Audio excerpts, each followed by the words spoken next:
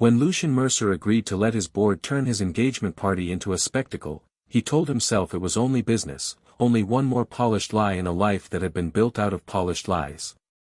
The ballroom at the Blackthorn Grand glittered with crystal, candlelight, and old money pretending not to stare at newer money. Waiters moved like clockwork between silk dresses and custom tuxedos. The champagne wall reflected 100 fractured versions of his face, all of them controlled, distant, and tired. Across the room, Camilla Wren, the investor's daughter he was supposed to marry, laughed too brightly at something a senator's wife said, already rehearsing the role of future Mrs. Mercer with a discipline Lucian could almost admire if he had not become the prize at the center of it. He stood on the raised marble landing above the ballroom and adjusted his cuff links while his chief of staff murmured updates in his ear about the press schedule, the donor remarks, and the order of the photographs. His answer to every question was the same clipped nod. Yes. Fine. Proceed. It was how he handled takeovers, hostile negotiations, and family disappointment. Quietly. Efficiently. Without allowing anything real enough to bruise. Downstairs, behind a hedge of imported white roses and 6-foot silver candelabras, Ivy Bennett was trying not to lose her mind over a missing tray of pistachio tarts. "Those are for table 12, she told a busboy who looked 19 and terrified. "If they end up near the governor's wife again, she'll steal 3, deny it, and blame the lighting." The boy blinked, then grinned despite himself and rushed off. Ivy inhaled slowly and rolled her aching shoulders. She had been on her feet since 4 in the morning, frosting miniature cakes, checking seating charts that were apparently more sensitive than military maps, and keeping her staff from being flattened by event planners with headsets and superiority complexes. Bennett Company. Catering had survived worse nights than this, but not many. Her grandmother's business was hanging on by a thread, and this job mattered. One flawless event could mean referrals. Referrals meant invoices paid on time. Paid invoices meant she could keep the old kitchen on Bay Street, the one with the warped floorboards and copper pans her grandmother swore cooked with memory. Then the temperature in the room changed. It happened so suddenly the musicians faltered before recovering. Conversations thinned. Heads turned toward the grand staircase. A woman in scarlet stood there like a threat wrapped in silk. Serena Vale had not changed in the 2 years since Lucian had last seen her. She was still devastatingly beautiful in the kind of way that made people move aside without realizing they had done it. Her dark hair fell in smooth waves over one shoulder. Her smile was sharp enough to draw blood. She looked at the ballroom, at the banners announcing the Mercer-Wren Union, at Lucian on the landing, and laughed once, low and incredulous. "Well," she said, her voice carrying farther than it should have, "this is embarrassing." Silence spread in ripples.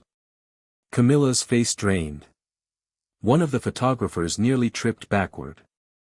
Lucian felt the old instinct tighten through him, that cold, disciplined impulse to absorb impact and never show the fracture. Serena began descending the steps. "I leave for London and come back to find you throwing yourself an engagement party for a merger in a tuxedo. You really do commit to the bit." "Serena," Lucian said, and if his tone had been any flatter it would have frozen the flowers. "Oh, don't do that voice." She smiled wider. "Not tonight. Not when everyone here deserves to know you don't even love the woman you're planning to marry.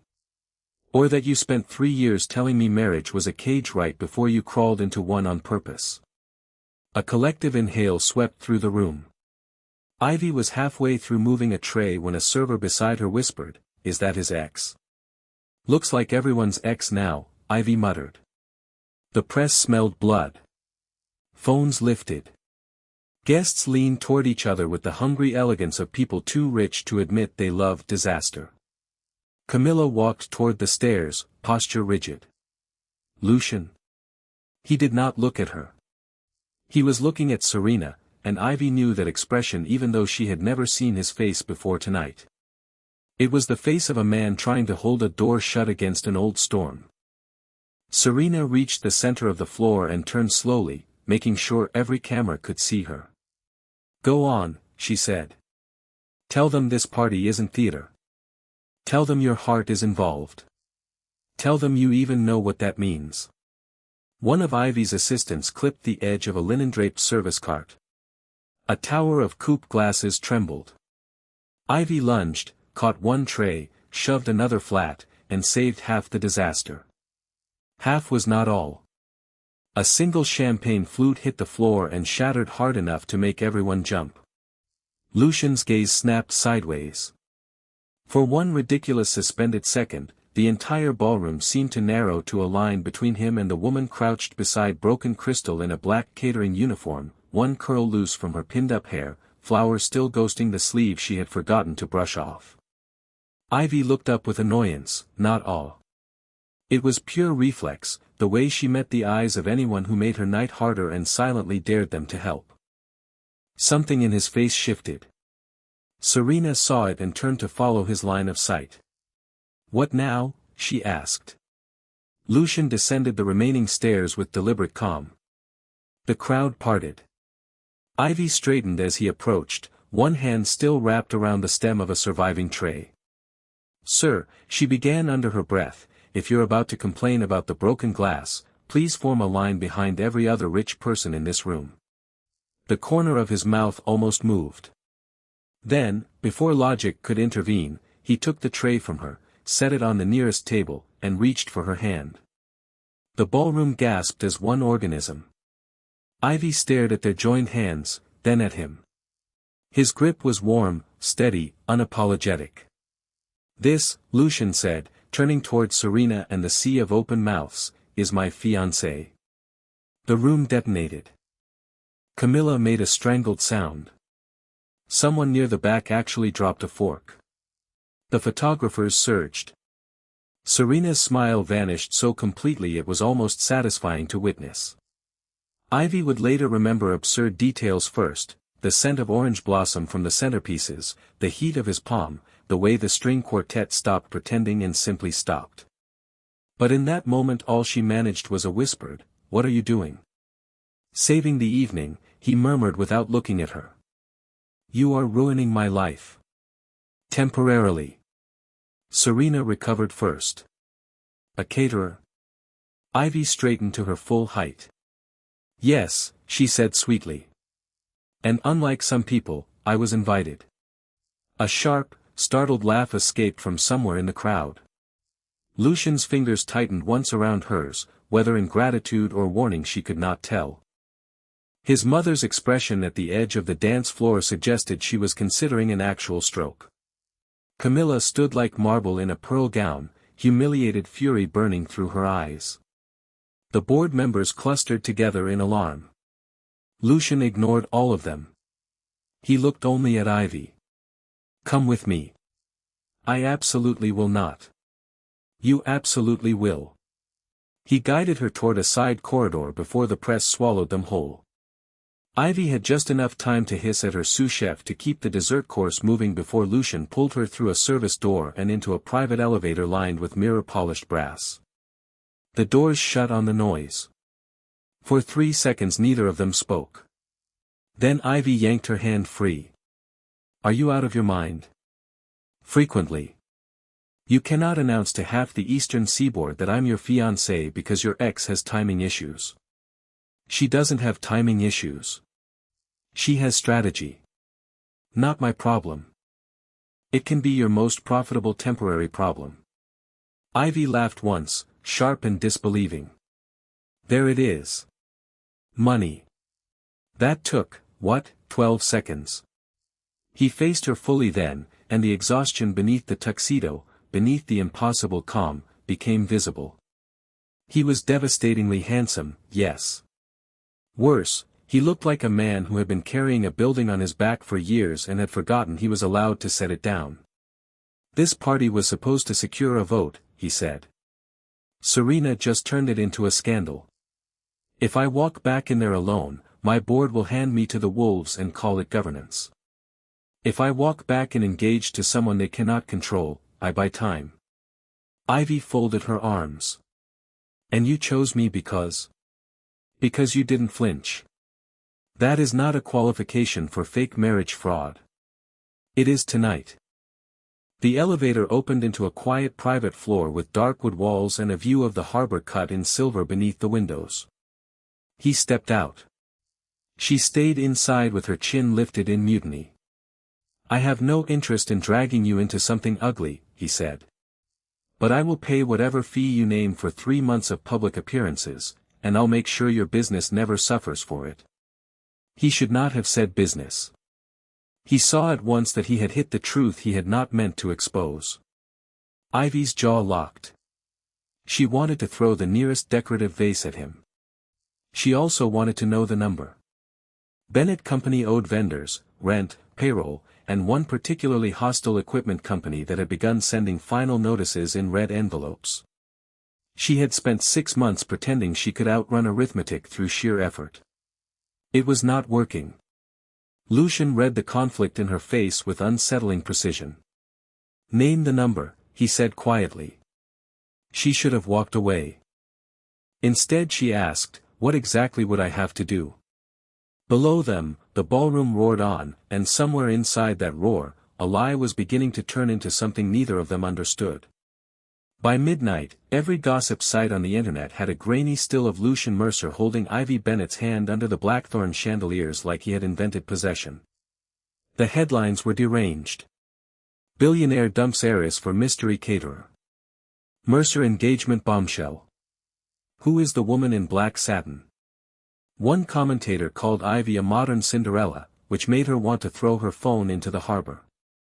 Another identified her correctly within 40 minutes, complete with archived photographs from Bay Street charity luncheons, her grandmother's old seafood boil fundraisers, and a local magazine profile from 3 years ago titled The Girl Bringing Heart Back to Harbor Catering. By 1 in the morning, her inbox looked like a digital riot. She sat at Lucian's penthouse dining table in borrowed silk and kitchen sneakers, reading the numbers on the contract his attorney had just delivered. No, she said. The attorney, a silver-haired woman named Marjorie Klein who looked as if she had personally evicted kings, blinked. No to which clause? All of them. Lucian stood near the windows with his jacket off and his tie loosened, city light cutting over the hard planes of his face. Read the revised version. I did. Ivy slapped the stack with one hand. It still says 90 days, non-disclosure, public cooperation, joint appearances, wardrobe consultation, residency recommendation, and media coordination. I am not joining the witness protection program for rich people. Marjorie did not even flinch. The wardrobe consultation is standard. Ivy looked at her blankly. For what? Kidnapping? Lucian's mouth twitched. She turned on him. This isn't funny. Some of it is. Your ex set your life on fire in public and your solution is to outsource a fiancé. My solution is to outmaneuver a board that only understands leverage. And if I say no? Then I will thank you for considering it, apologize again, and prepare for a week of market panic. That should have made the answer easy. It didn't. He was too calm, and calm men were dangerous because they invited you to forget how much force lived underneath. But he had not lied to her about the stakes. She respected that more than she wanted to. Start over, she said. No residency clause. I sleep in my own apartment. No control over my business. No changing how I talk, dress, or breathe. My staff stays employed on Blackthorn events if they want the work. Payment is split, half up front. And if at any point your board or your ex comes after my people, I walk. Marjorie glanced at Lucian. Done, he said. The attorney actually looked surprised. Mr. Mercer. Done. Ivy narrowed her eyes. You should negotiate harder. It's suspicious. I'm tired. For the first time all night, that felt true enough to lower the room's temperature. Marjorie gathered the pages, muttered something about revised drafts by morning, and left them alone. Silence settled, interrupted only by the distant hum of traffic below the harbor cliffs. Ivy walked to the window and looked out at the water. From up here the city looked clean, elegant, almost honest. She knew better. Money simply hid its mess at a better angle. Behind her, Lucian poured 2 glasses of water instead of whiskey. Another point in his favor, though she refused to tell him that. "You can still leave," he said. She turned back. "You keep saying that like you think I'm waiting for permission. I don't think you wait for permission from anyone." He handed her a glass. Their fingers brushed. Ridiculous that she noticed. More ridiculous that he did too. "What happened with Camilla?" she asked. He leaned one shoulder against the table. "Her father wanted access to Blackthorn shipping routes. My board wanted the capital. Camilla wanted the surname. I wanted the quarter to close without a war. That is the bleakest engagement explanation I have ever heard. I never claimed romance." "No. You just announced one at gunpoint." His gaze held hers. "I announced survival." She should have hated how honest that sounded. Instead she sipped her water and studied him properly now that there were no cameras between them. He was the kind of man magazines called ruthless because they lacked better language for someone who had learned to make coldness look graceful. But up close the details interrupted the mythology. The faint crease between his brows that never fully left. The tiredness at the edges of his eyes. The scar near his wrist, pale and old. He did not look dangerous in the loud, theatrical way Serena had. He looked dangerous in the quieter way of someone who had built himself into a wall and forgotten he was still human inside it. "Why me?" she asked again, softer now. "Because everyone in that ballroom knew how to play the role they'd been assigned." He set his glass down. "You were the only person who looked offended by the entire theater. That was because someone shattered glass next to my pastries." "That too." She should have smiled. She nearly did. Instead she asked the question that mattered. "How bad is it, really?" He did not insult her with a deflection. "If the board decides I am unstable, they can force a confidence review. If Serena keeps feeding the press, they'll say I'm reckless. If investors believe I've lost control, they will punish the company before breakfast. And this fake engagement fixes that. It buys me narrative. Markets forgive men in love faster than men humiliated." Ivy let out a long breath. "That might be the saddest thing anyone has ever said about romance." He gave a short laugh then, low and unexpected. It changed his whole face. Not enough to make him easy, but enough to make him dangerously appealing. By noon the next day, the story had consumed Harbor City. Ivy found photographers parked outside Bennett Company on Bay Street before she even finished unlocking the kitchen door. Her grandmother, Mabel Bennett, had already put on lipstick for war. "I like him," Mabel said, flowering a board with exaggerated calm. "Tall. Looks expensive. Terrible posture in the shoulders, though.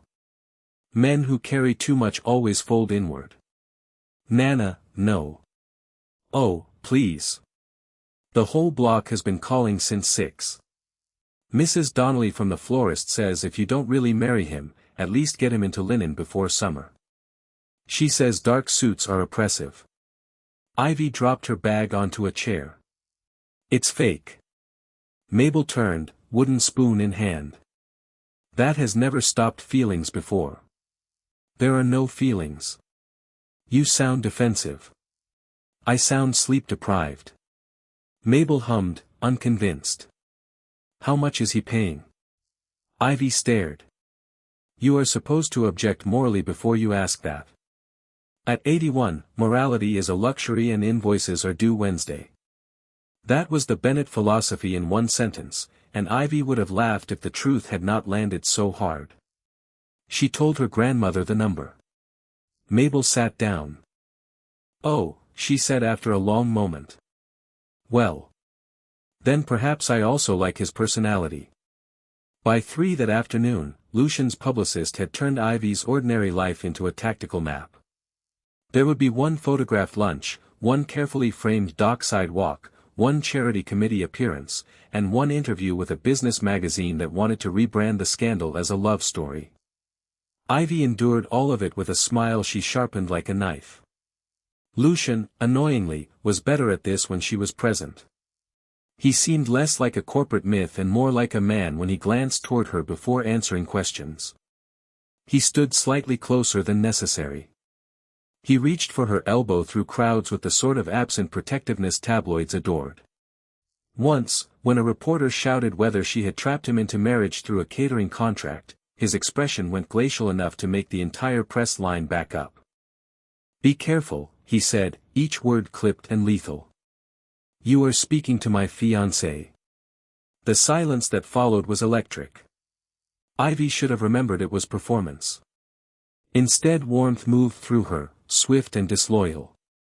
Later, in the car, she stared out the window at the marina and said, "You didn't have to do that." "Yes, I did. You could have ignored him." "I don't ignore men who mistake your job for your value." She turned toward him then, startled by the force under the sentence. He looked back at her for a moment, then out at the city sliding by. "If this arrangement hurts you," he said, "I end it." She believed him. That was the problem. That night she signed the contract in Lucian's study while rain pressed against the windows and the harbor lights blurred gold. 90 days. Public engagement. Mutual discretion. Complete financial independence. Payment enough to rescue Bennett Company from the edge. Lucian signed after her. When he slid the ring box across the desk, she laughed in disbelief. "You own decoy engagement rings?"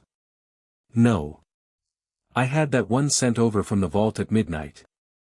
Inside, a square emerald surrounded by tapered diamonds caught the lamplight like green fire. "It's too much," she said. "You'll need something convincing." "I need a nap and a new life." He looked at the ring, then at her. "For what it's worth, Miss Bennett, I never intended for you to become collateral." Ivy slipped the ring onto her finger. It fit perfectly, which felt less romantic than ominous. "Then don't make me regret it, Mr. Mercer," she said. His gaze dropped to her hand and stayed there one beat too long. Outside, the rain kept falling, steady and relentless, and somewhere in the city, strangers were already writing stories about them that neither of them had agreed to tell. Harbor City loved wealth in the abstract, but it loved scandal personally. Within a week, Ivy could not buy lemons at the Sunday market without someone pretending not to stare. Fishermen paused mid-argument when her car rolled past. Women who had known her since she was 12 stopped her outside the bakery to ask whether Lucian preferred sea bass or steak, as if the private tastes of billionaires were a civic mystery only she could solve. The worst part was that Lucian came to Bay Street looking entirely at home in the middle of her mess. He arrived on a gray Thursday in a charcoal coat that probably cost more than Ivy's first used car and stepped into the kitchen just as one of her ovens chose violence. A burst of smoke rolled across the ceiling. Her assistant Mateo cursed in Spanish. 24 crab tartlets were seconds from cremation. "Don't stand there looking ornamental," Ivy called over her shoulder. "If you came to be rich, do it somewhere less flammable." To her surprise, Lucian set down the bakery box he had brought, took off his coat, folded it neatly over a chair, and crossed straight to the smoking oven. "Breaker?" he asked. "Left wall." He found it immediately, killed power, opened the panel, and stood back as Mateo hauled out the scorched trays. The room settled. Ivy stared. "You know electrical panels? My father renovated hotels before he owned them." That was the first useful personal thing he had volunteered. Mateo, whose loyalty could be purchased only through competence, nodded in approval. "Senor Billionaire can stay." Lucian looked almost amused. A ringing endorsement. Ivy wiped sweat from the back of her neck with her wrist. "What's in the box?" "Pistachio croissants from Marseille House." "Bribery?" "Research. You said theirs were overrated. And now you want me to prove it? I want to know if you were right." She opened the box. Butter, sugar, and almond warmth rushed into the kitchen. Everyone nearby leaned in on instinct. Ivy tore one open, examined the lamination, tasted, and closed her eyes with professional severity. "Well?" Lucian asked. "Too sweet. Beautiful layers. Weak finish. You judged that like a prosecutor. I run a business. You run a courtroom with aprons." Matteo barked a laugh. Somewhere between the croissant autopsy and Lucian silently carrying crates from the delivery truck when he noticed Ivy's dishwasher calling in sick, the kitchen forgot to resent him. It should have been impossible. Men like him usually wore their privilege into small businesses like contamination. Lucian, on the other hand, simply noticed what needed doing and did it without speechifying. That unnerved Ivy more than if he had been useless. After service, she found him alone in the alley behind the kitchen, sleeves rolled, tie gone, phone dark in his hand. The harbor wind moved through the narrow lane, bringing salt and diesel and the faint cry of gulls. "You didn't have to stay," she said. "I know. Then why did you?" He leaned against the brick wall and looked out toward the strip of silver water visible between buildings. Because the market was loud. It took her a second to understand he meant people, cameras, headlines, the constant surveillance of his world. The answer gentled something in her despite herself. She joined him by the wall. "My grandmother likes you. That's because your grandmother threatened me with a rolling pin and I respected her terms. She only threatens people she's evaluating. And the verdict? She thinks you are too thin and too sad." Lucian let out a breath that might once have been laughter. "Your family is efficient. We don't have time for subtlety. Rent is due." There it was again, the thing between them that had started as transaction and kept catching on something warmer, stranger, harder to dismiss. He did not pity her when she talked about money. She did not worship him for having it. Neither one quite knew what to do with that. Their next appearance was a charity luncheon at the Seagate Museum, the kind of event where wealthy women purchased auction baskets for causes they would forget by dessert. Ivy wore blue silk borrowed from Lucian's terrifying stylist and felt like an imposter wrapped in expense. Lucian, in black, seemed bred for rooms like this and yet somehow less comfortable than she was. "Smile," she murmured as they entered the hall arm in arm. "I am." "That is not a smile. That is a controlled threat. People usually understand it. Today you are in love, remember?" He tilted his head closer without changing expression. "With whom?" She almost stumbled. "Try not to sound so alarmed." Then the museum director swept toward them, and Ivy had to become radiant on command. She did it. Better than radiant, actually. She charmed donors, complimented paintings she did not particularly like, and deflected 3 separate questions about wedding dates. Lucian watched her work the room with the dawning realization of a man who had thought warmth was softness and was being corrected in real time. "On the drive back," he said, "you make people tell you things." Ivy shrugged. "People like being seen." He looked out the window. "Yes." The single word carried an old wound inside it. She let the silence breathe before asking, "What did Serena do?" Lucian's jaw flexed once. "She learned me." "That sounds worse than cheating." "It was more efficient." He kept his gaze on the harbor. "She knew which memories I didn't discuss. Which rooms I avoided. Which board members I despised. When she left, she took several of those things with her and traded them for advantage." Ivy felt anger rise swift and clean on his behalf. "That's cruel." "It was profitable. There's a difference. In her world, not always." She turned in her seat to face him fully. "Is that how you see your own world?" The driver's divider was raised. Rain tapped lightly against the windows. Lucian was close enough that she could see the darker ring around his irises. "No," he said after a moment. "It's just how I was taught to survive it. That sentence stayed with her all night. 3 days later she accompanied him to Blackthorn House, his family's cliffside estate north of the city, for a board dinner no tabloid would attend but every whisper network would. The house was enormous in the old predatory way, all stone terraces and ocean windows and portraits of dead Mercers looking displeased by democracy. Lucian's mother greeted Ivy like a diplomatic incident. "You have certainly been visible," Helena Mercer said. Ivy smiled. "That's a gracious way to describe public catastrophe." Helena's gaze flicked to the emerald ring. "My son has always had unconventional timing. So I'm learning." Dinner was silver, crystal, and warfare. Board members tested Ivy with silky questions about her education, her clients, her childhood on Bay Street.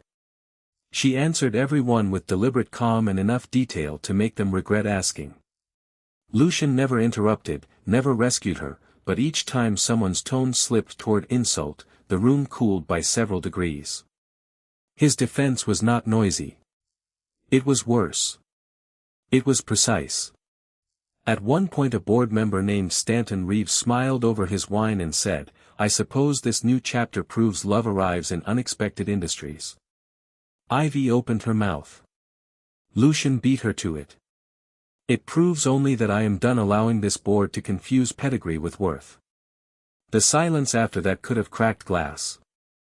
Later, when the others moved into the library for brandy and power games, Ivy escaped onto the back terrace. The ocean below slammed white against the cliffs. Wind tore at her hair. The night tasted of salt and storm. Lucian found her there minutes later. "My mother will recover," he said. "She looked ready to have me removed by staff. I dismissed staff." Ivy laughed, then hugged her arms against the cold. "Your world is exhausting. So is yours." "True, but mine smells better." He stepped beside her at the stone rail.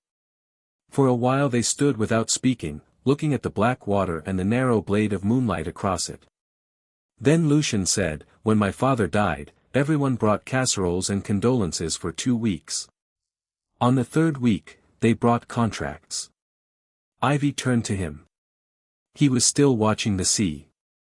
"I learned then," he said, "that grief is only private if you are not valuable." The ache in that sentence landed deep. Without thinking, she touched his sleeve. His head turned slightly, just enough to acknowledge it. "I'm sorry," she said. He covered her hand with his. The contact was brief, but the warmth of it stayed long after he let go. Inside, the house kept performing elegance. Outside, in the wind and salt dark, Ivy realized she had stopped seeing Lucian Mercer as a problem she had agreed to manage. He was becoming a man she might understand. That was far more dangerous.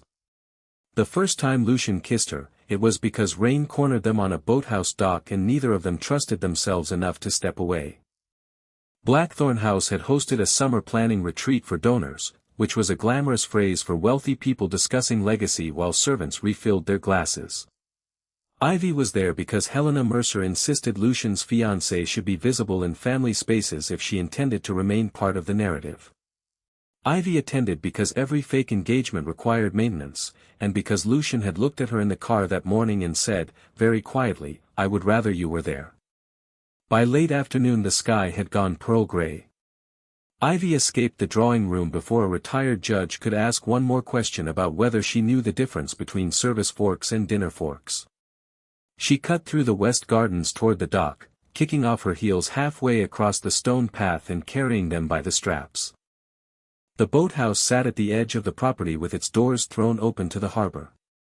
Inside, old teak benches lined the walls and ropes hung in thick coils from iron hooks. The water beyond the dock had darkened to slate. She heard footsteps behind her and did not turn. "If you're another relative sent to assess my upholstery qualifications," she called, "I'm diving in. No one doubts your upholstery." Lucian's voice rolled over the boards like velvet laid over steel. She glanced back. He had loosened his tie again. Wind lifted a strand of his dark hair across his forehead. For a billionaire surrounded by marble and staff, He looked absurdly right against weathered wood and salt air. "How did you find me?" she asked. "You left a trail of offended energy across 3 rooms. That seems unfairly accurate." He stepped inside the boathouse just as thunder moved over the bay. Rain came down in a sudden hard sheet, trapping them under the roof while the harbor vanished behind silver noise. "Convenient," Ivy murmured. "Suspiciously so." They stood side by side at the dock opening, watching rain hammer the water until it bounced. The air smelled of storm and cedar. Somewhere behind them, beyond the gardens, music from the house drifted faintly through the downpour. "I hate your mother," Ivy said. Lucian considered that. "So do several directors of major banks. She asked me whether my grandmother had taught me which wine to pair with lobster." "What did you say?" "That Nana taught me which people should never be given lobster." He looked at her then, fully, with that rare unguarded amusement that made her chest tighten in ways she deeply resented. "She doesn't like me," Ivy said more softly. Helena did not matter. Ivy knew that. But being despised by a woman who measured human value like investments had scratched somewhere old. Lucian's expression changed at once. "My mother doesn't like variables she didn't choose." "That's almost comforting." "It wasn't meant to be." The storm deepened. Rain drummed on the roof so loudly conversation had to move closer to survive it. Lucian stepped nearer. Ivy could smell the soap from his morning shave beneath the salt air, the clean expensive wool of his jacket, the faint cedar that seemed to belong uniquely to him. She remembered the first night in the penthouse, the way he had looked at her like she was a break in the script. "You don't like being managed either," she said. "No. But you do it to yourself all the time." His gaze sharpened. "That sounds like criticism." "It is." "I see. You make everything a strategy. Every feeling gets cut into neat pieces and filed somewhere no one can use against you." His jaw shifted once. "You think you know me?" "I think I'm starting to." That landed between them with the force of confession. The rain drove harder. Ivy became aware of his hand on the railing beside hers, the near touch of knuckles. Her heart kicked against her ribs for reasons that had nothing to do with weather. Lucian said, "That would be unwise. Most interesting things are." He looked at her mouth. The entire world narrowed. No ballroom. No board. No ex. No contract. Only the boathouse, the rain, and a man who had spent weeks touching her only when cameras required it, now standing close enough that restraint itself felt like another kind of contact. Ivy. The way he said her name was warning and surrender at once. She should have stepped back. He should have. Instead she said, "If you're going to kiss me because it's useful, don't." His answer was immediate. "Nothing about this is useful." Then he kissed her. It was not polite, not measured, not the kind of staged tenderness they'd offered to photographers. It was the kiss of a man who had been denying hunger too long and was furious to discover how much. One hand came to the back of her neck.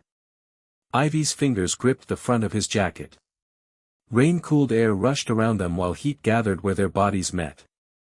When they parted, both breathing harder than the moment justified, Lucian pressed his forehead to hers and shut his eyes once. "That was a mistake," he said, voice rough. "Probably." He did not move away. Ivy laughed softly, helplessly. "That is not what men say when they mean it." His thumb brushed the line of her jaw like he had forgotten he was doing it. "I have not been sleeping well." "That is an appalling excuse." "It's the best I have." She kissed him again because she wanted to. Because the contract had not prepared her for this. Because somewhere between Bay Street and Blackthorn House he had stopped being a role and become a man who looked lonely in quiet ways she understood too well. This kiss was slower, deeper, and somehow more dangerous. It held recognition.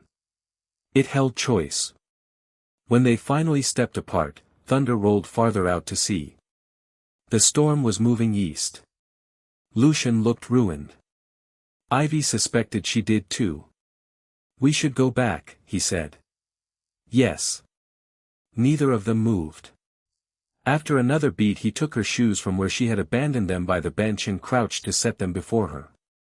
The sight of Lucian Mercer, feared by markets, kneeling on weathered planks to hold one silver heel steady while she slipped her foot in, nearly undid her. "You cannot do things like that," she said quietly. He rose. "Like what?" "Make impossible men seem reachable." A pulse moved in his throat. "That sounds dangerously close to hope." She did not answer. They returned to the house separately enough to preserve plausible deniability, though one look from Helena Mercer suggested she had counted minutes and noticed flushed mouths. The dinner ended in brittle civility. Lucian was colder than usual with his board, warmer than usual with Ivy, and impossible to read by anyone who did not already know the difference. That night she should have gone home.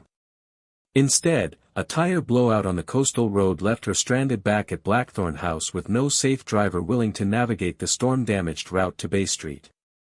Helena retired with the satisfaction of a woman who believed fate had finally resumed proper breeding.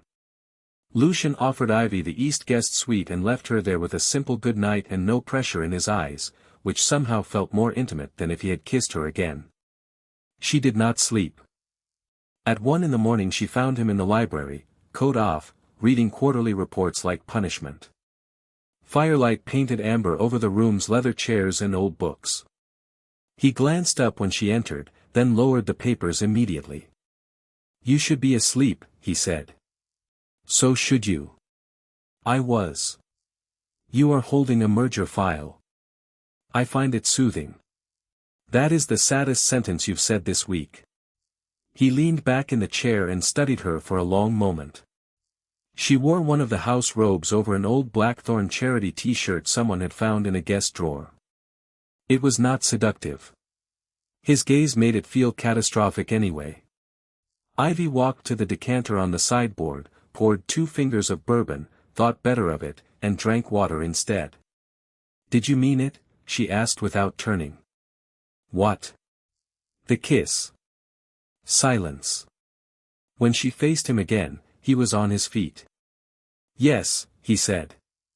No strategy. No charm. No deflection. Just yes. He crossed the room slowly enough to let her stop him. She didn't. When he reached her, he touched one curl that had fallen loose against her cheek, then let his hand slide to the back of her neck exactly as it had on the dock.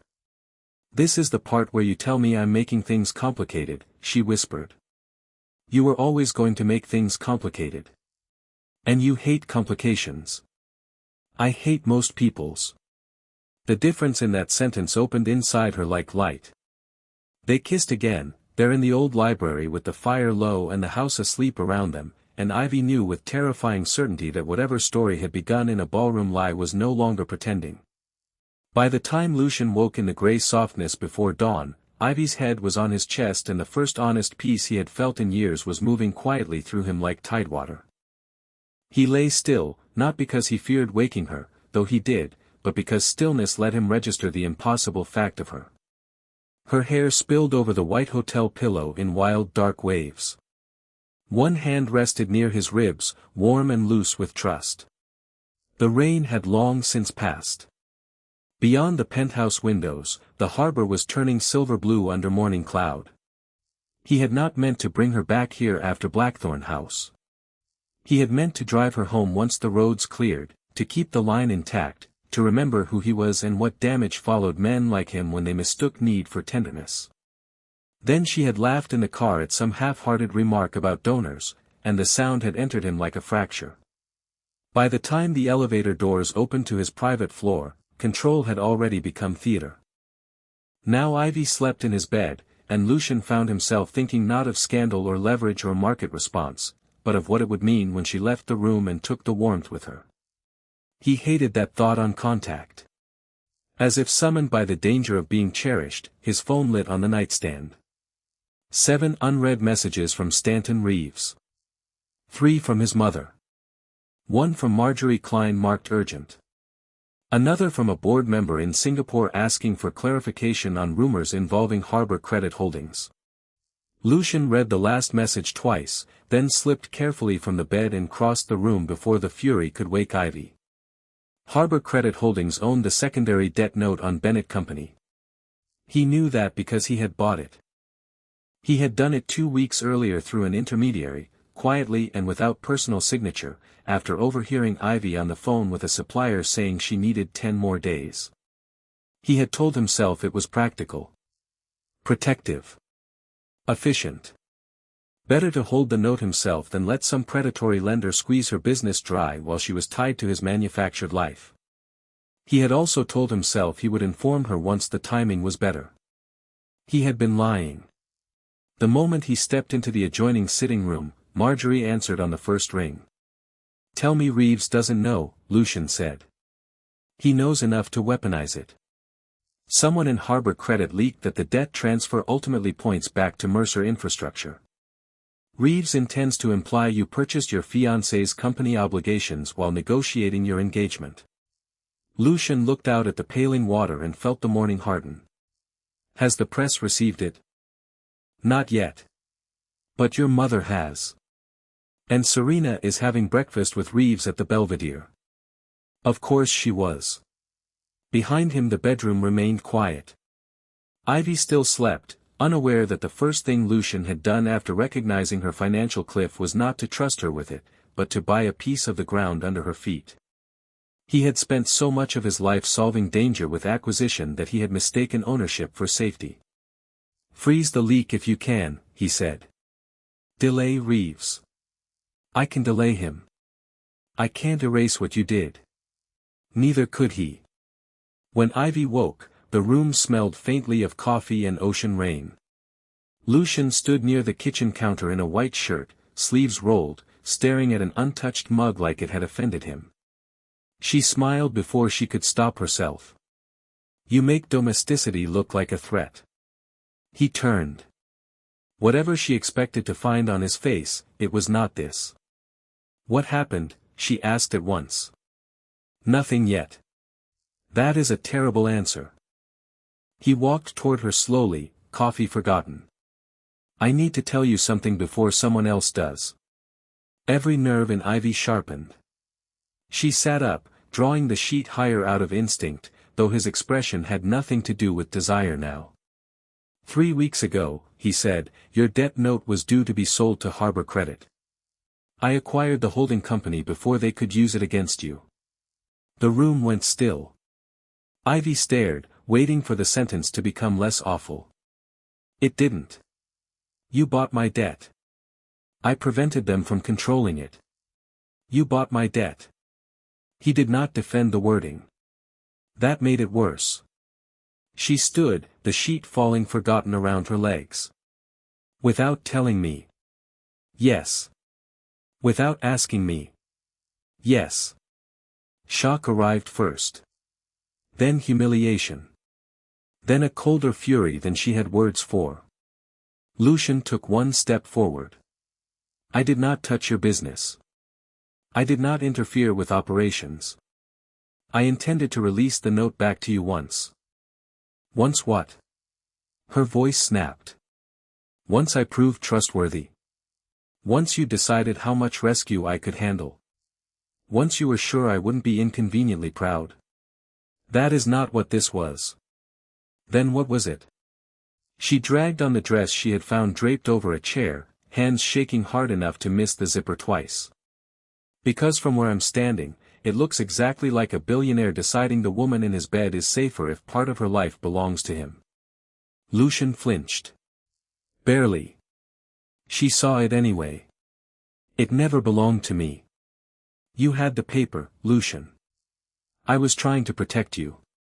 The sentence landed like an insult. Ivy laughed once, breathless and furious. "There it is. The holy word rich men use when they want gratitude for trespassing." He said her name, low and urgent. She backed away. "No. Don't do the quiet voice.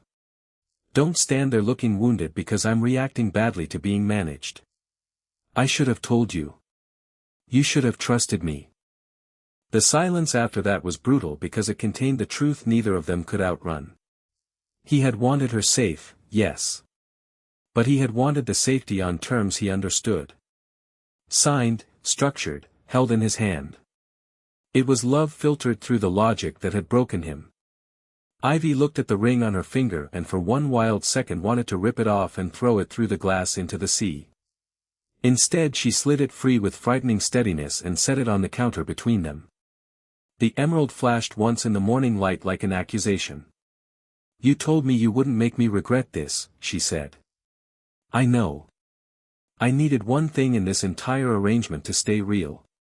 His face changed then, not because the words were loud, but because they were true. Ivy. She picked up her bag. Don't come after me today.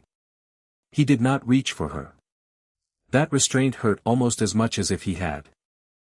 The elevator doors closed on his expression, on the penthouse, on the morning that had started with peace and ended in ruin. Ivy held herself together through the lobby, through the waiting car she refused, through the first 6 blocks of Bay Street. She only let herself shatter when she reached the kitchen and found Mabel at the prep table snapping green beans with terrible efficiency.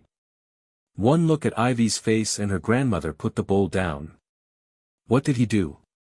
Ivy swallowed hard. Exactly what men with too much power always do when they get scared. Mabel opened her arms.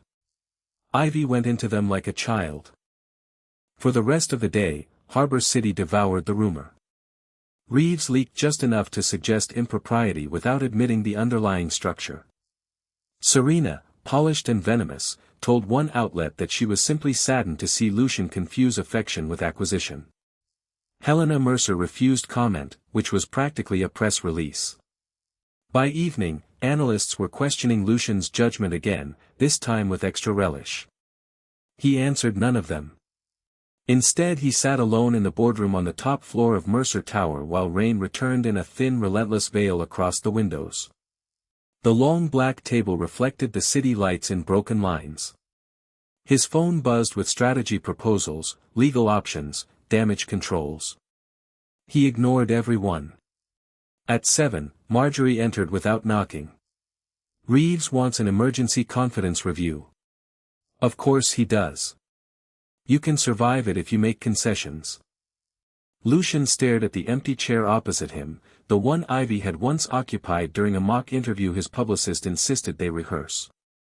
She had made fun of the wording, stolen his pen, and left a smudge of flour on one of the papers from a morning bakery run. He had never replaced the page. I'm done making concessions, he said. Marjorie studied him. This is about more than the board. Yes.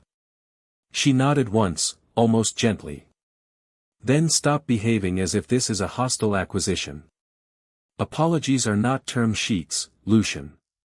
After she left, he remained in the darkening room until the skyline became reflection. For the first time in years, defeat did not feel financial. It felt personal, intimate, earned. He had won companies with less effort than it had taken Ivy Bennett to look at him like he might be good. And he had nearly destroyed that with the oldest instinct he possessed. Lucian spent the next 5 days learning that silence had texture. It lived in the empty passenger seat when he drove himself instead of letting a driver take the wheel. It lived in the untouched second coffee that his housekeeper, out of habit, left on the kitchen counter each morning before remembering there was no guest. It lived in Bay Street, where he did not let himself go because Ivy had asked him not to and because, for once, loving someone seemed to require obeying the boundary instead of negotiating it. He wanted to fix the damage. Every muscle in him reached for tools he understood: debt release, public statement, irrevocable transfer, apology drafted in precise language, strategic withdrawal from Blackthorn events. But the urge to repair through structure was the same instinct that had wounded her. Lucian knew that now with painful clarity. So he began where he could.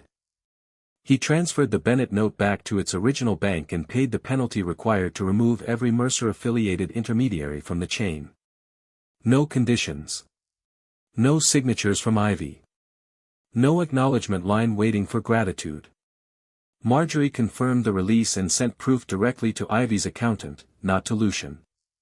Then he called an emergency board session and walked into the room ready to burn half his life down. Stanton Reeves opened with a smile shaped like a blade. "We're all very concerned about the optics." Lucian set a folder on the table. "Good. Then you should also be concerned about the offshore accounts you failed to disclose during the Singapore port bid." The room froze. Reeves' face hardened. "Excuse me. I'm done pretending your governance concerns are moral rather than opportunistic."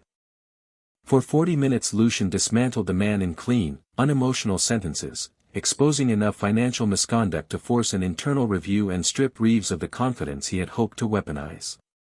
Helena Mercer watched from the far end of the table with a strange unreadable stillness.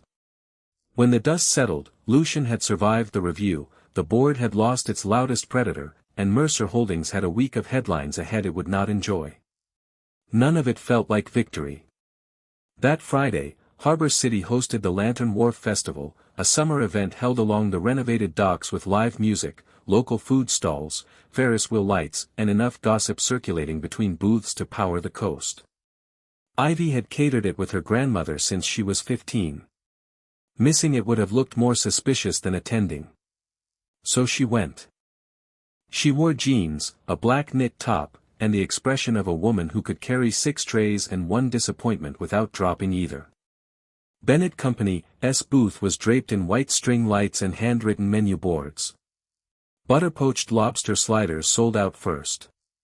Lemon basil tarts went second. Mabel held court near the register, flirting shamelessly with retired fishermen and correcting everyone's change with insulted dignity. "Smile at least once," Mabel told Ivy while boxing miniature cheesecakes. "I am smiling." "No, that is your father's divorce face." "I don't have a father's divorce face." "You absolutely do." Ivy snorted and reached for another tray. The festival was loud, bright, and mercilessly alive. Children ran with glowing balloons. Teenagers crowded the arcade games. The harbor reflected lanterns in long broken gold lines. Under any other circumstances Ivy would have loved it. Then the murmuring changed. There was no camera flash, no loud arrival, no publicist clearing a path. Lucian simply appeared at the edge of the crowd in a navy jacket and open collar, tall enough that the evening seemed to shift around him. Heads turned. Conversations paused. A city that had been feasting on his mistakes all week went instantaneously still. Ivy's pulse betrayed her. Mabel noticed first and muttered, "About time. I told him not to come after me." That was days ago. Even a billionaire gets paroled eventually. Lucian stopped several feet from the booth, not crossing the last distance without invitation. "Another point, damn him. I'm not here to pressure you," he said. Mabel leaned toward Ivy and whispered far too loudly, "Good opening." "Nana." "What?" "I'm old, not subtle." A few people nearby pretended to study the pie display while blatantly eavesdropping. Lucian drew a folded envelope from his jacket pocket and set it on the edge of the counter. "The debt is gone," he said. "Fully released. No Mercer entities attached. Proof is inside, along with documentation from the bank." Ivy did not touch the envelope. "I know that doesn't fix what I did," he went on. "I know it may not matter enough. But I needed you to hear it from me first." She looked at him carefully. The shadows beneath his eyes had deepened. His usual composure was still there, but it no longer felt armored. It felt costly. "You should have told me before," she said. "I know. You should have asked." "Yes. You don't get points for saying yes to the charges." "I'm not asking for points." For a moment the sounds of the festival faded under the simple strain between them. Then Lucian said, "I spent most of my life believing if I could carry the risk myself, no one I cared about would have to feel it. What I've learned this week is that deciding for people is just another way of refusing to trust them." Mabel quietly moved 3 boxes down the table, granting privacy while pretending not to. Half the town leaned invisibly closer. Ivy folded her arms. And what exactly are you asking for? Nothing you don't want to give. That is annoyingly careful. It's the only language I trust right now. She looked away toward the harbor. A child laughed near the carousel. Somewhere a saxophone started up with a lazy bright melody that made summer feel briefly simple.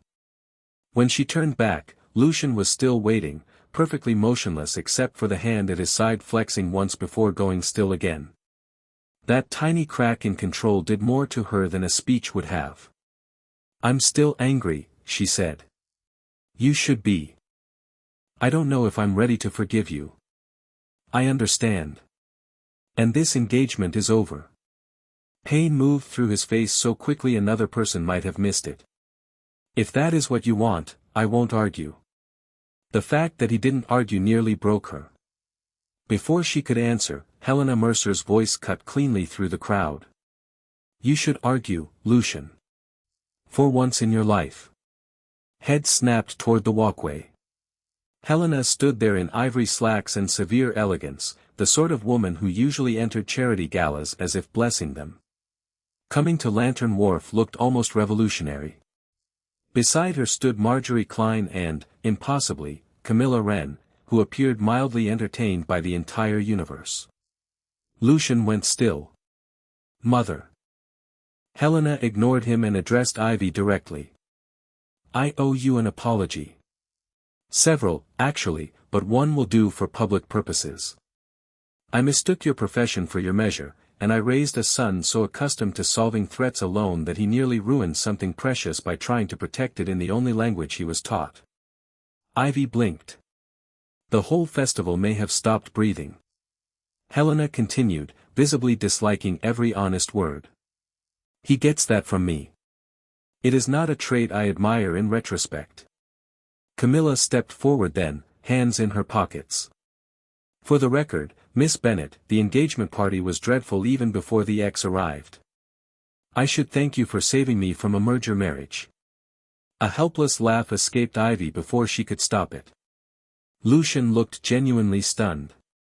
Marjorie, dry as desert stone, added, "It seems the entire city is now more emotionally articulate than you are, Mr. Mercer. Do try to keep up." The crowd burst into delighted, scandalized laughter. Ivy covered her mouth with one hand. Lucian, caught between horror and reluctant amusement, exhaled like a man watching his private life become civic theater. Then Mabel thrust a box of lemon basil tarts toward Helena Mercer. "Since we're all evolving, have dessert." Helena accepted it as if handling a rare artifact. The tension broke. People resumed moving, though slower now, savoring the aftershock. Lucian remained by the booth, eyes still on Ivy. "I don't deserve help from your grandmother, my mother, or the city," he said softly. "No," Ivy agreed. "You really don't." His mouth almost curved. "But," she added, "you showing up without cameras was a start." Hope moved through him so openly it startled them both. She touched the envelope at last, then tucked it beneath the counter without opening it. "I'm working until 11. Lucian nodded once. "Then I'll buy food like a normal person and stay out of your way." "There is no normal way for you to buy food." "Probably true." He reached for his wallet. Ivy stared. Mabel smacked his hand lightly with a serving spoon and said, "If you're reconciling, the first crab slider is on the house." They were not reconciling. Not yet. But when Lucian stayed, when he took a seat at the folding table near the string lights and quietly ate a paper tray of lobster sliders while watching Ivy move through the crowd like a woman made of competence and flame, something inside the broken thing between them loosened enough to let air in. Lucian came back to Bay Street the following Tuesday with no press, no security detail, and a box of paint samples tucked under one arm. Ivy was on a ladder in the front dining room of Bennett Company, measuring cracked plaster where last winter's leak had finally surrendered the wall. The old building needed more than invoices could solve. The floor had begun to bow near the pantry. The ceiling in the prep room stained every time fog got moody. Mabel called it character. Ivy called it structural blackmail. When she saw Lucian below the ladder, she nearly dropped the tape measure on his head. You have a supernatural talent for appearing underneath unstable objects. He looked up, one hand in his coat pocket. I considered flowers, but you'd accuse me of strategic botany. That is because you would absolutely use flowers for leverage. Only lilies. Roses are extortion. Against her will, she smiled. He noticed. Of course he did. It changed something in his shoulders, a release so small it might have gone unseen by anyone else. Ivy hated that she saw those things now. Hated it more that she cared. What are the paint samples for? She asked, climbing down. Lucian held them up. Your grandmother told me the front room has needed repainting for 5 years and you keep choosing oven repairs over walls. Ivy took the cards automatically. Soft cream. Deep sea glass. Warm gray. Colors expensive enough to whisper rather than shout. My grandmother needs to stop discussing my priorities with billionaires. Mabel discusses your priorities with everyone. Fair. From the kitchen, Mabel's voice floated out. Tell him the gray makes the room look like a trust fund apology. Lucian raised his brows. Noted. This became their new shape, though neither named it. Lucian appeared in manageable doses. He carried boxes, repaired a wobbling shelf, and once spent 40 minutes under the prep sink while Matteo handed him tools and insulted his technique. Ivy did not forgive him all at once because she was not built that way. She let him earn back increments. 10 minutes at a time. One honest conversation at a time. One boundary respected at a time. He never asked for more than she gave. The city, having exhausted itself on outrage, pivoted naturally to obsession. There were now online communities devoted to tracking whether Lucian Mercer was smiling in photographs again. A financial podcast described Ivy as the artisanal corrective to capitalism, which Matteo printed out and taped above the espresso machine. Serena attempted one final interview, elegant and pitying, implying Ivy was too provincial to survive Lucian's world. Harbor City responded by selling out Bennett Company's catering slots for 6 straight weekends. Never underestimate the market value of local spite, Mabel declared. Late one evening, after the staff had gone and the bay fog pressed silver against the windows, Ivy found Lucian sitting alone at the back prep table eating leftover peach tart with the concentration of a man trying to understand joy by analysis. You know, she said, hanging her apron on a hook, most people just enjoy dessert. I am. You look like you're negotiating with it. He set down the fork. I had a difficult afternoon. Bored? Mother. That is usually the more dangerous meeting. His expression softened. She asked if I was in love. Ivy went very still. What did you say? She asked. Lucian looked at the plate, then at her. I told her I was learning the difference between wanting someone near me and wanting them free enough to leave. The room seemed to breathe around that sentence. Ivy pulled out the chair opposite him and Saturday, that's a very inconvenient answer. Yes. Sounds expensive. Devastating, actually. She laughed under her breath. Then quiet settled, warm rather than strained. The old radio near the pantry played low jazz static. Somewhere outside, a foghorn called from the harbor mouth. Lucian said, I'm stepping back from the Wren merger. Ivy blinked. Why? Because I built it for the board I thought I needed, not the company I wanted. And because if I keep living according to rooms that make me less human, eventually there won't be enough of me left to matter. She studied him. That sounds like something a different Lucian Mercer would say. I'm beginning to prefer him. She traced one finger over the wood grain of the table. That kind of change costs. It's worth the cost. He did not say because of you. He did not need to. The first truly easy moment between them arrived 10 days later in a grocery store.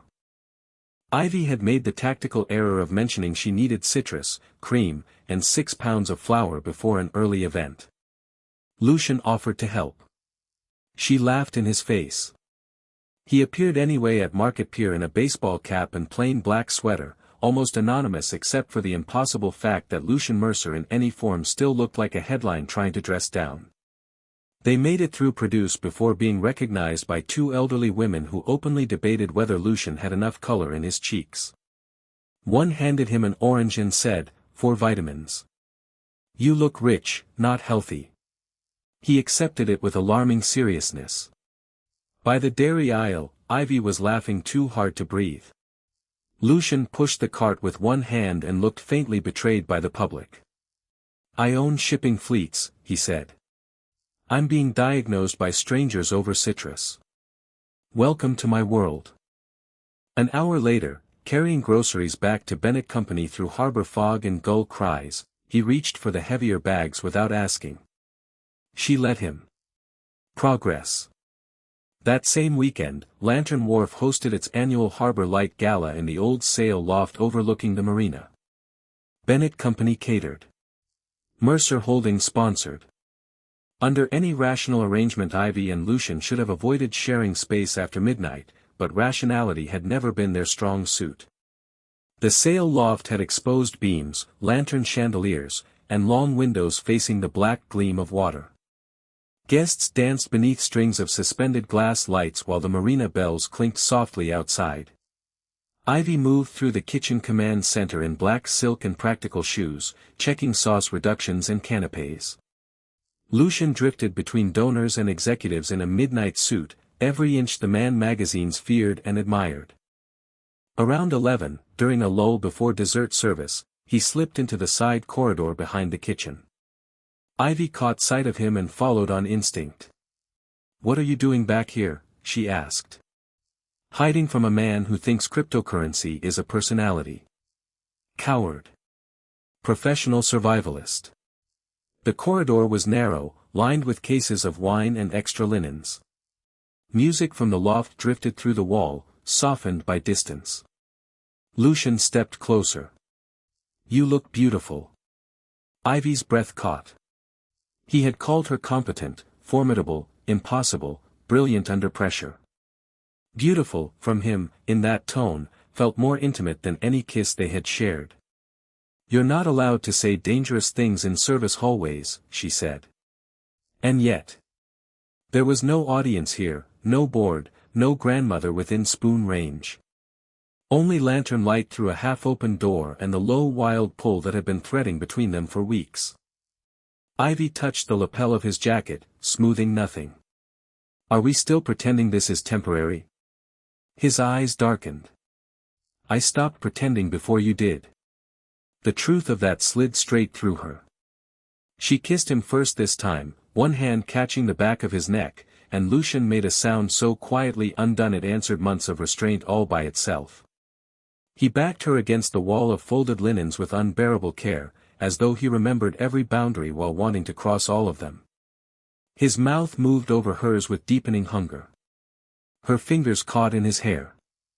The music beyond the door swelled into something orchestral and distant. When he pulled back, both of them were breathing hard. "Ivy," he said, voice rough, "if we keep doing this in places with tableware, I'm going to start breaking expensive things. That would be a nice change. Usually the expensive things are your fault emotionally." He laughed against her mouth. They returned separately, flushed and irrecoverable, and somehow survived the rest of the gala without scandal. But later, after the last tray had been stacked and the final staff van sent home, Ivy found Lucian waiting by the marina rail with his hands in his pockets and the harbor lights shifting gold beneath him. "I'm tired of borrowed time," he said quietly when she approached. The night went still around them. Ivy understood at once that he was no longer speaking about contracts, coverage or temporary public narratives. He was speaking about them. About the fragile arrangement they had used as shelter even after it had stopped being false. She looked at the water, then at him. "Then don't borrow," she said. Hope and fear crossed his face together. "Ask," she added. He took one step closer. Come home with me. Not as leverage. Not as rescue. Not as performance. Just come home. This time, when she said yes, nothing in her felt like pretending. Winter never fully reached Harbor City without first sending fog. It rolled in 3 weeks after the Harbor Light Gala, soft and silver and relentless, wrapping Bay Street in a kind of intimate weather that turned every window into a private confession. Bennett Company was booked through New Year's. Mercer Holdings had survived the press cycle, restructured its board, and exited the Wren merger with enough bruising to make investors grumble and employees quietly cheer. Helena Mercer had begun sending Mabel odd, peace-offering gifts like imported tea and handwritten recipes from chefs she claimed not to admire. Serena disappeared to Europe after discovering Harbor City preferred its villains less polished and more local. And Lucian, impossibly, kept choosing the ordinary. He learned where Ivy kept spare aprons. He knew which spice drawer stuck when the air turned damp. He stopped sending cars and started driving himself to Bay Street in a dark sedan he parked badly on purpose so no one would scratch it, for the bit. He drank coffee from chipped Bennett mugs. He answered Mabel's insults with respectful gratitude. He acquired the kind of exhaustion that comes from loving a small business owner in December and wore it like a badge. Ivy noticed everything. She noticed him stepping around a sleeping delivery dog near the back door so he would not wake it. She noticed the way he listened when Mateo argued for a larger pastry cooler and how he approved the eventual estimate only after Ivy glared at him and made him phrase it as an investment, not a gift. She noticed that when he was happy, truly happy, he rubbed the side of his thumb over his knuckles like he did not know where to put the extra feeling. The first time he said he loved her, he did it while standing on a stepladder with a string of white bulbs tangled around his wrist. The front room of Bennett Company was being repainted at last. They had chosen the sea glass color. Mabel had objected, then cried quietly when the walls caught afternoon light and made the whole room look younger. Lucian had insisted on hanging the winter lanterns himself despite Mateo's conviction that wealthy men feared extension cords. Ivy stood below the ladder holding the other end of the lights. You missed the hook. I did not. You absolutely did. Lucian glanced down. You are distracting. With what? Competence. With your face. She opened her mouth, closed it again, and felt heat rise all the way to her ears. From the register, Mabel muttered, finally. Lucian looked over. Were we on a clock? You've been in love for months, Mabel said. Only one of you has been narrating it internally with sufficient efficiency. Lucian went still on the ladder. Ivy stared between them in betrayal. Nana.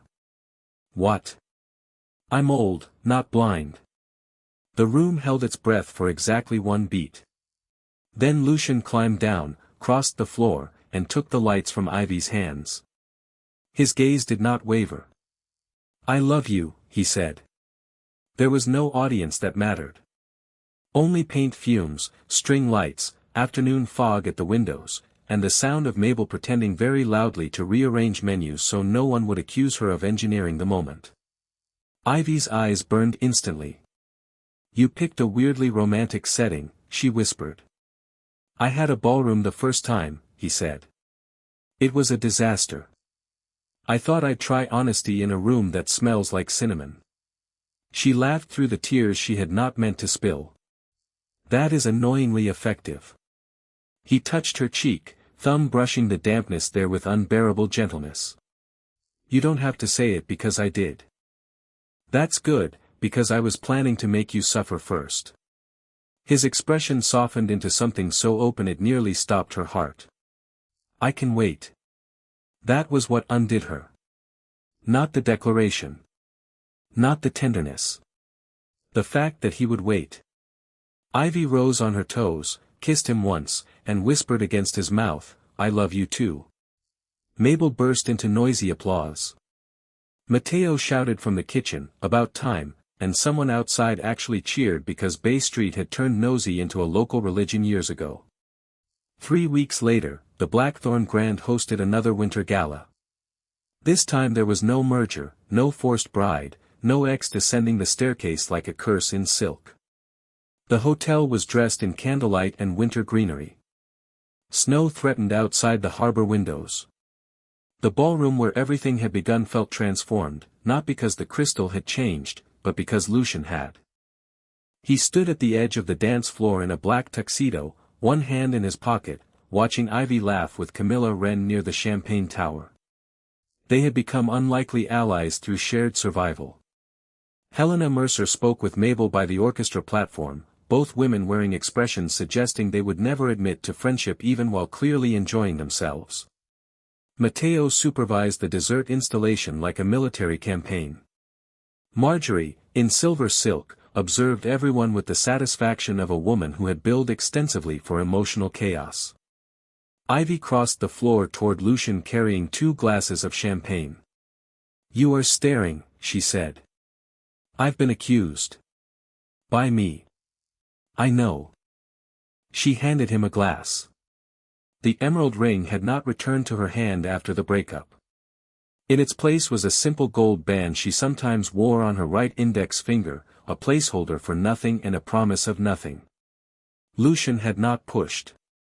He had asked once, months ago now, whether she wanted the old ring altered, sold, buried at sea, or launched into the sun. She had laughed and said she hadn't decided. The orchestra shifted into a softer piece. Dancers turned beneath the chandeliers. Lucian set his untouched champagne aside.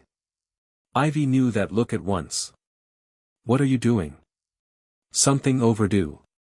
Those are the words people say before making a scene. Not this time.